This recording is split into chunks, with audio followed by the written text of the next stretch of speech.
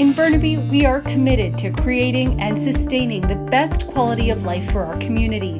The way we move in our city and connect with each other is a big part of what makes this a great place to live.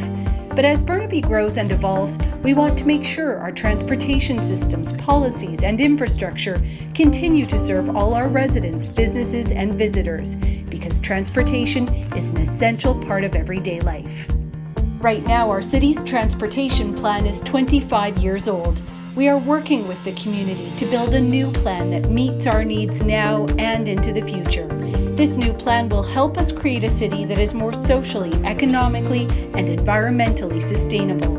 And as we face a climate emergency, there is no better time to make bold changes. Burnaby's transportation plan will enable us to reduce our greenhouse gas emissions and reach our goal of being carbon neutral by 2050. This is climate action. Our new transportation plan is inspired by a vision where all travel choices are enjoyable and the transportation system contributes to a high quality of life. The transportation system not only moves people and goods between destinations, but also offers places for people to meet and engage in their city. It is a balanced and inclusive system that offers accessible and safe mobility in support of a healthy, green, prosperous, and connected community. These are the themes that will inspire our actions. To keep us moving in the right direction, the transportation plan sets out 3 citywide targets. The first is Vision Zero. We want to see 0 deaths or serious injuries on Burnaby's transportation network because safety is a top priority. Our second target involves mode split. By 2050, 3/4 of all trips originating in the city will be by transit or active transportation. And finally, 0 emissions. By 2050, we want to see 0 emissions from transportation. We know we have work to do. Right now, almost 50% of greenhouse gas emissions come from transportation. To reach our targets, the transportation plan outlines 6 big moves.